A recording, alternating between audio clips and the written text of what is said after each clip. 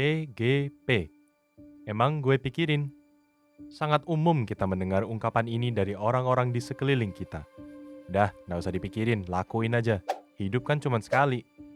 Inilah yang menjadi pegangan banyak orang muda dari zaman ke zaman. Mereka berpikir bahwa apa yang mereka lakukan tidak akan menyebabkan masalah apapun ke depannya.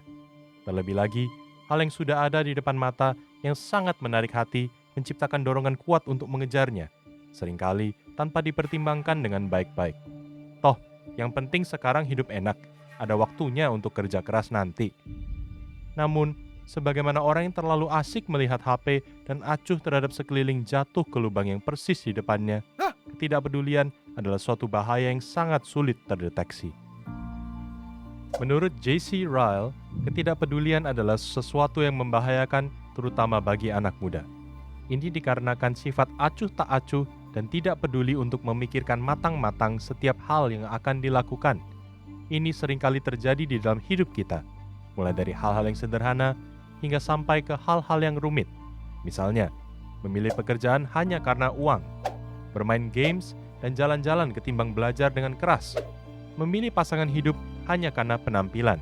Semuanya hal-hal yang kelihatan sederhana yang mengakibatkan penderitaan bertahun-tahun. Bila hal duniawi diremehkan sedemikian rupa, apalagi hal rohani. Ada jalan yang disangka lurus, tetapi ujungnya menuju maut. Banyak anak muda mengejar dosa dan berkata, "Aku tidak memikirkan sampai ke sana. Itu tidak terlihat seperti dosa, terlihat enak." Dosa tidak akan datang kepada manusia sambil berkata, "Aku adalah dosa." Dosa selalu terlihat baik dan sedap kelihatannya ketika ia hendak dijalankan. Oleh karena itulah, firman Tuhan mengajar kita untuk memperhatikan keadaan kita. Ketetapan hati untuk berhenti, berpikir, dan mempertimbangkan segala hal seturut firman Tuhan sangatlah penting.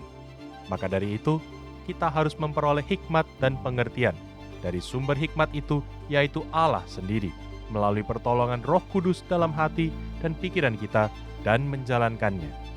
Bijaksana untuk menyikapi segala sesuatu dibutuhkan bukan hanya untuk hidup rohani, tetapi hidup dalam dunia ini untuk kebaikan kita. Mungkin terlintas suatu pikiran yang mengatakan, kalau gitu, masa hidup harus bersikap suram dan termenung-menung? Perlu dipahami, Allah adalah Allah yang bahagia dan menyenangkan, bukan Allah yang dingin, kaku, apalagi membosankan. Di dalam Yesus Kristus, Allah mau membentuk hati kita untuk bijaksana dalam mempertimbangkan apa yang kita lakukan dan kemana kita akan berjalan, supaya kita bertumbuh dalam sukacita pengenalan akan Dia. Dan lebih daripada itu, Ia mau supaya kita makin berjalan hidup dalam pimpinannya dan menikmati hidup serta dirinya senantiasa. Kiranya kita mau untuk dididik dan belajar untuk makin peduli dan berbijaksana dalam hidup di dalam Tuhan.